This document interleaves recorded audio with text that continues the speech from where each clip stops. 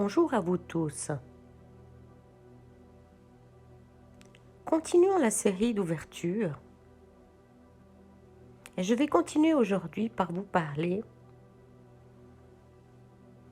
de quelque chose qui me turlupine souvent, et pas que moi. Est-ce que je fais les choses pour les bonnes raisons?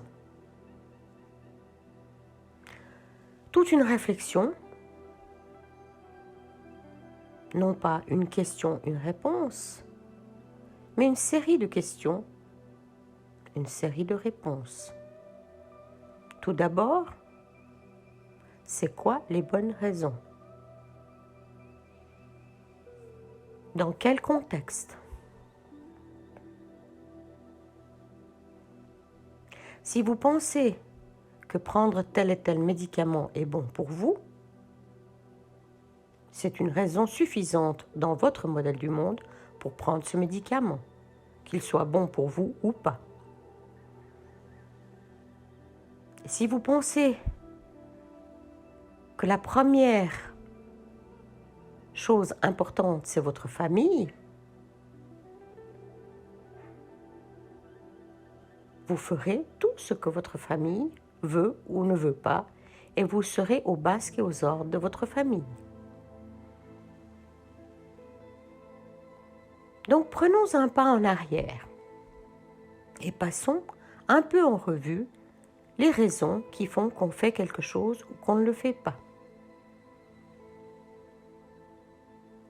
Dans mon modèle du monde, et je dis bien le mien, les bonnes raisons, c'est ce qui est dicté par plus haut que moi, que ma personnalité, que mon ego, et qui me dit, Claire, pour marcher sur le chemin de ton âme, tu as besoin de 3 petits points. Je vous dis tout de suite, et de manière très emphatique, pas simple du tout. Et dans un premier temps, ce qui va être important, c'est de prendre conscience. Comme toute chose, c'est prendre ce pas en arrière et observer. Observez vos comportements, observez pourquoi vous faites les choses, observez si c'est la peur ou la confiance qui vous dirige, la conscience ou autre chose. Observez ce qui se passe quand vous dites oui, non ou je ne sais pas à une situation ou à quelque chose que vous avez à faire. À nouveau, dans mon modèle du monde, la désobéissance peut être salutaire. De pouvoir dire non, je ne ferai pas telle et telle chose, c'est mon âme qui me dicte et que je suis d'accord d'aller en prison, de prendre le risque d'une amende, etc., etc., c'est une bonne chose. Peut-être avez-vous appris, quand vous étiez petit, enfant, alors que vous n'aviez pas d'autre modèle du monde que celui inculqué par le système dans lequel vous avez grandi, c'est-à-dire vos parents, le système éducatif et religieux local. Donc, quand vous étiez petit, vous avez appris peut-être à obéir. Quoique bien des enfants désobéissent, et la grande difficulté, c'est jusqu'où ils vont. Certains vont loin, même très loin, pour rester soit fidèles à leur âme ou fidèles à une autre portion de qui ils sont. La portion libre, la portion rebelle. Et vous verrez, si vous examinez cette partie-là, que cette partie a été progressivement cassée de plus en plus et qu'en général, il ne reste que des petites velléités de cette partie que vous aurez fermées dans une malle à double tour pour continuer votre vie et être obéissant au système, de dire oui, amen, sans réflexion. Aujourd'hui, avec tout ce qui se passe dans le monde, avec cette situation scabreuse d'une pandémie, particulière, d'un remue-ménage à multiniveau, où la corruption est de plus en plus évidente, comment pouvez-vous aujourd'hui continuer à obéir aveuglément et à dire oui, amen, à ce que la ligne du parti, finalement quel que soit le parti, que ce soit le gouvernement, le religieux, votre petit moi et votre ego, la peur, vous dicte de faire. D'où cette série de vidéos de réflexion. Je ne vous dis pas ce qu'il faut faire. Loin de moi cette idée. J'ai ma propre idée sur le sujet et peut-être qu'un jour dans une vidéo suivante, je partagerai ma vision et mon chemin. Mais pour l'instant, il ne s'agit pas de moi, même si j'utilise mon propre chemin régulièrement pour vous montrer l'exemple ou pour vous montrer comment on s'est emberlificoté, plein de bonnes intentions, plein de bien-pensants, dans un chemin sans issue qui va droit vers la catastrophe.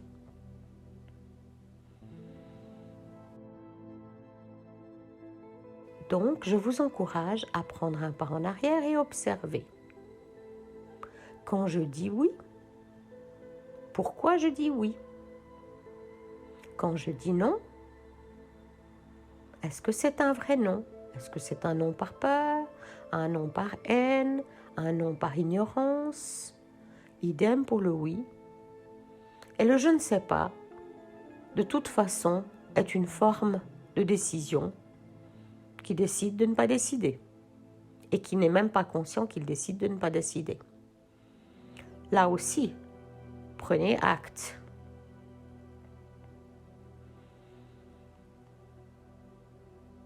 Donc, quand mon conjoint me demande si je suis d'accord de venir à tel et tel endroit avec lui, avec certaines personnes, je commence par faire un pas en arrière. Peut-être mes réponses sont déjà élucidées. Pour ma part, c'est ainsi. Je sais et je sais que je n'irai pas avec ces personnes-là parce qu'elles ne sont pas bonnes pour moi. Dans ma colonne interne, il est important que je prenne soin de qui je suis. Je suis la personne la plus importante de ma vie, la seule dans mes baskets. Et si je ne suis plus dans ma vie, je ne suis plus là. Je suis ailleurs, je ne sais où, dans une nébuleuse quelque part, peut-être. Donc, quand mon conjoint me demande de venir manger avec tel et tel, une respire et non, il n'en est pas question. Mon conjoint va peut-être ensuite me dire « Oui, mais quand même, tu pourrais, ça serait bien, mais pourquoi tu lui en veux tellement, pourquoi tu es si haineuse, etc. » Non, non, je refais un pas en arrière, non, je ne suis ni haineuse, je ne lui en veux pas forcément, simplement cette personne ou cet être ou ce lieu n'est pas bon pour moi. Dans l'état actuel où j'en suis, bien entendu. Peut-être dans 10 ans, les choses auront changé. Ou peut-être, ça sera encore pire. Et quand je fais ce pas en arrière, et parfois je suis obligée de dire « Je ne sais pas, je te répondrai demain », parce que j'ai besoin d'un temps de réflexion, pour vraiment aller conscientiser pourquoi, comment, ou ce que je sens. Le grand problème que j'ai personnellement, moi Claire, c'est que je sens les agendas des uns et des autres. Je vous parlerai dans une vidéo suivante des agendas. C'est-à-dire que je sais ou je sens que les personnes ne font pas les choses pour les bonnes raisons et que derrière leur invitation qui semble mièvre et gentille, il y a autre chose. Il y a un agenda caché une corruption intense et des faits qui ont besoin d'être mis en éclairage. Et pour moi, avec mon senti personnel, ça veut donc dire que je suis extrêmement discernant. Je ne vais pas n'importe où, vers n'importe qui qu'il soit, qu'on me dise qu'il est gentil ou pas, qu'il est bienveillant ou pas, c'est mon système de captage interne qui décide. C'est mon moi supérieur. Et ayant depuis longtemps une relation importante avec mon moi supérieur répond très vite. Il répond même des fois avant même que la question soit formulée en mots. C'est-à-dire, il a déjà senti ce qui se passait chez l'autre et la question. Et il peut répondre d'emblée oui ou non. Et parfois, c'est plus compliqué. J'ai besoin du temps de réflexion. Donc, je vous encourage, tout un chacun, déjà d'observer vos comportements. Pourquoi vous dites oui à votre fils alors que tout, mais tout, clame pour que vous disiez non? Et en faisant ceci et en s'alignant beaucoup plus avec notre âme, avec notre déité interne, notre diésique, pour reprendre Ghislaine Lanctot, ma collègue, je vais m'aligner et je vais, bien entendu, à travers les systèmes de champs morphiques, le centième singe, peut-être vous connaissez, donner l'autorisation à d'autres de faire la même chose. Bien entendu, je ne prône pas une société égoïste où chacun fait exactement comme il veut. Non. Je clame une société alignée, des individus alignés à leur âme. Beaucoup plus important qu'aligner un système de croyance à cette fameuse injonction « tu ne peux quand même pas », « c'est pas possible, c'est ta fille, tu l'as pas vue, etc. et blablabla, etc. » Non, peut-être que votre fille n'est pas bonne pour vous, il est possible. Il s'agit rarement d'enfants qui sont pas bons pour nous. C'est toujours des adultes ou des jeunes adultes ou même des personnes plus âgées. Et il peut s'agir de votre mère, de votre père, de votre fille, de votre fils ou même de votre chien. Quoique, je note que rarement les animaux sont toxiques pour l'humain. Ils mettent en lumière plutôt nos failles et nos dysfonctionnements. Donc voilà, je vous encourage à la réflexion. Je vous encourage, comme d'habitude, ce pas en arrière. Je vous encourage aussi à fouiller vos systèmes internes, à utiliser des méthodes intuitives pour vous aider dans certaines circonstances. Antenne de l'échelle, pendule, carte, type carte de tarot, boule de cristal ou autre, ou même test de kinésiologie rapide que vous pouvez avoir directement sur vous avec votre corps. Votre corps ne ment jamais. Vous pouvez le faire mentir et le faire plier, mais en tant que tel, il ne ment jamais.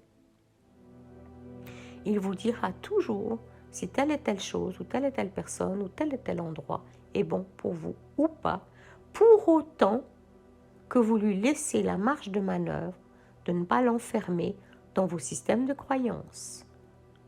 Vos systèmes de croyances peuvent être extrêmement enfermants pour tous vos systèmes. À bientôt, bonne réflexion.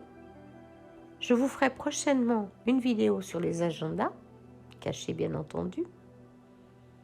Et observez déjà dans vos médias sociaux, dans vos médias alternatifs, même dans le média mainstream, les agendas que vous captez chez les uns et les autres. C'est intéressant d'observer ce que je sens, ce qui se passe à l'intérieur de moi et ce qui est dit. Et je vous assure que le langage est étonnamment menteur. Car regardez nos dirigeants. Leur nez se rallonge comme Pinocchio. Donc voilà, à tout bientôt. Et belle vidéo et belle réflexion à vous tous. À bientôt.